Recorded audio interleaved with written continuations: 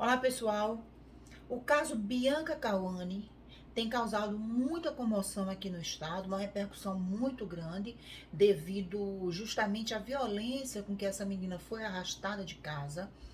E eu queria aproveitar esse caso para falar um pouco para a população como se dá os processos de identificação de um cadáver ou de uma pessoa aqui no estado de Pernambuco. Por que eu quero falar sobre isso? Porque a repercussão é muito grande. Eu tenho ouvido muitas informações equivocadas na imprensa. E também não estou aqui para criticar. A imprensa não tem a obrigação de dar essas informações técnico-científicas que eu quero passar agora para que vocês entendam o contexto da situação. Quem já passou por isso vai entender muito bem do que é que eu vou falar. Então reparem, Bianca Cauane é uma jovem, uma menina de 15 anos, que no dia 3 de fevereiro ela foi arrastada de casa de madrugada por alguns homens encapuzados e sumiu. De lá para cá, a família de Bianca tem procurado por ela desesperadamente, pedindo socorro, pedindo providências, e a gente vem acompanhando todo esse processo.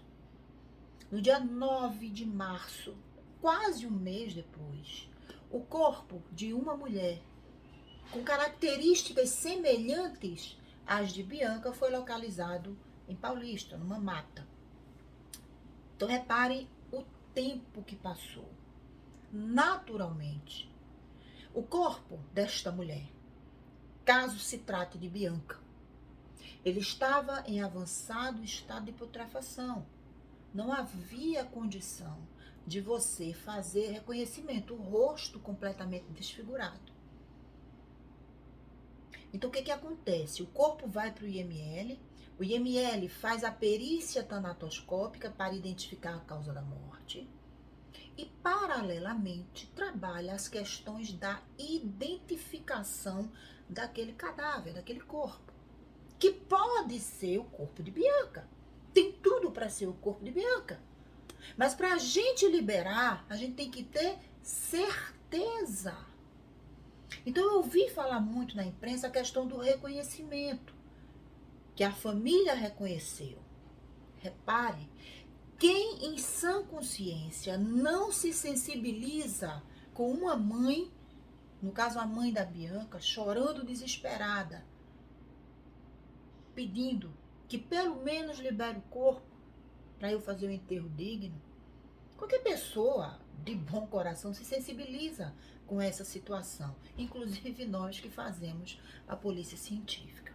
Mas existem questões técnicas que a gente tem que seguir, são regras que a gente precisa seguir para a gente ter certeza do que a gente está fazendo. Quem coloca o nome da pessoa é o médico legista, que é um perito. Ele, quando ele assina dizendo que aquele cadáver pertenceu a fulano de tal, ele se responsabiliza por isso. Se alguma coisa der errada, se futuramente a gente descobrir que não era essa pessoa, ou que houve alguma fraude nesse processo, quem vai responder é o perito médico legista. Existem processos de identificação que devem ser seguidos à risca. Reconhecimento não é identificação. O reconhecimento é o eu acho, parece. Ah, ela tinha uma tatuagem, ela estava com a roupa de tal cor, mas isso não é identificação. Então, aqui em Pernambuco, reconhecimento é um processo que a gente não usa. A gente aboliu. Por quê? Porque a gente tem condição técnico-científica de utilizar metodologias científicas e testadas para identificar uma pessoa. Quando a gente fala em identificação humana, a gente tem métodos primários de identificação, que são 3: papiloscopia, odontologia e DNA. A gente tem também os métodos secundários, que não identificam, mas eles direcionam a investigação. Achados médicos, tipo, você sabe que aquela pessoa usava uma prótese na coxa, na mama, na bacia, alguma coisa nesse sentido. Tatuagem, joias. Só que isso não identifica, somente direciona. Então, se a família chega e diz, olha, minha filha, ela tinha uma tatuagem de borboleta na barriga. E o cadáver que eu tenho lá, ele tem uma tatuagem de borboleta na barriga, é um indicativo forte de que é aquela pessoa. Mas quantas pessoas no mundo têm tatuagem de borboleta na barriga? Existem fraudes, pessoal. Existem pessoas que forjam a morte para se livrar da justiça, para se livrar de dívidas, outras coisas. A gente tem várias histórias. Então a gente não pode arriscar. Identificação propriamente dita por método primário. A gente aqui em Pernambuco hoje usamos os 3 métodos preconizados mundialmente, que é a papiloscopia, onde você usa a impressão digital para identificar o cadáver. É o método mais simples, mais rápido e mais fácil, mas muitas vezes o cadáver não tem mais dedo. Se não tem mais dedo, eu não posso identificar pela impressão digital. E tem mais um detalhe. Essa pessoa tem que ter tirado identidade um dia. Eu tenho que ter esse registro dele com vida.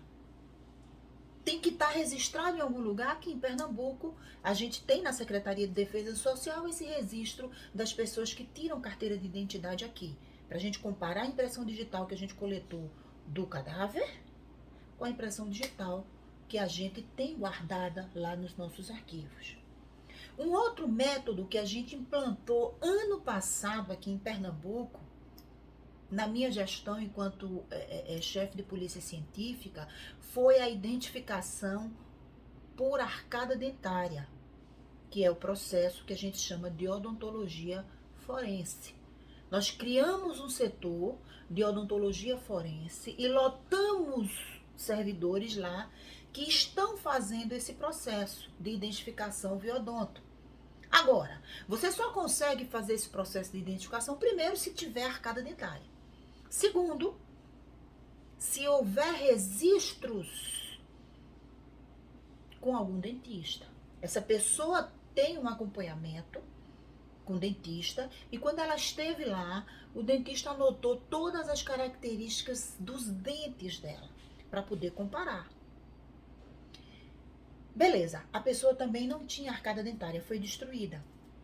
Ou tem arcada dentária, mas não tem registro com nenhum dentista. A gente vai pro DNA. Ah, mas a identificação pelo DNA é demorada, é muito sofrida. É a mais demorada.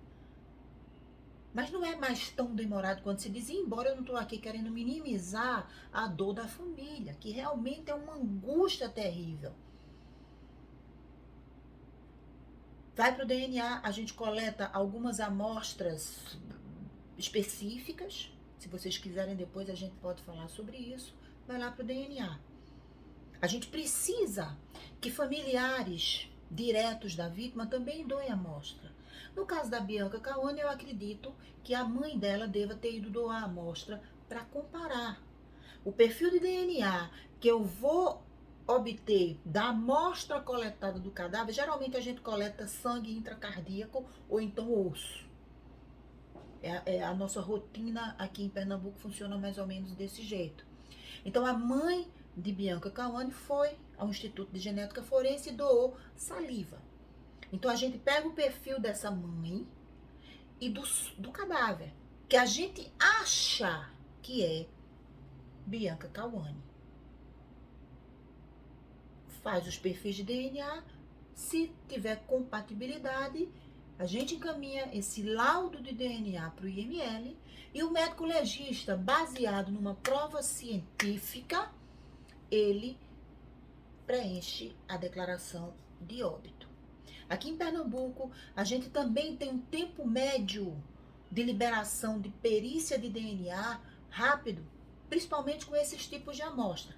O que é que dificulta? Às vezes a gente recebe amostras muito ruins. O cadáver que foi encontrado, ou o corpo que foi encontrado recentemente, no dia 9, ele estava em avançado estado de putrefação.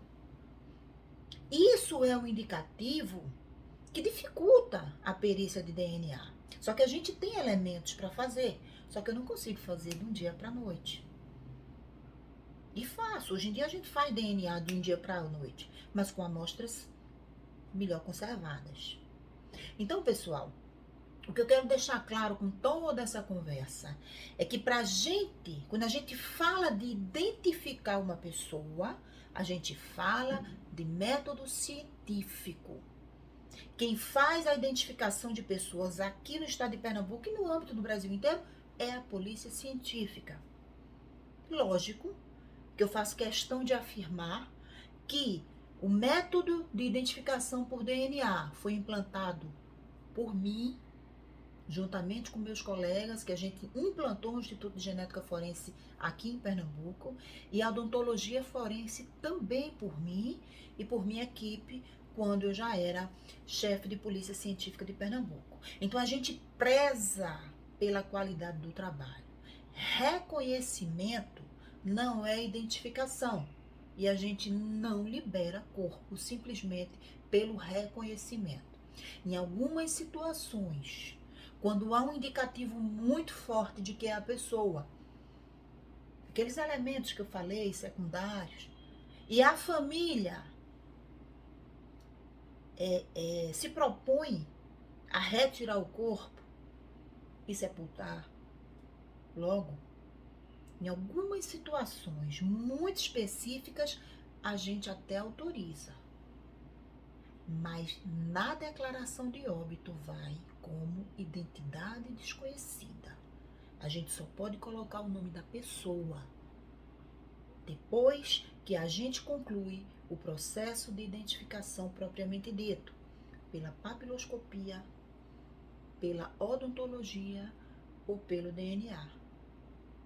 Porque o nosso compromisso é com a verdade.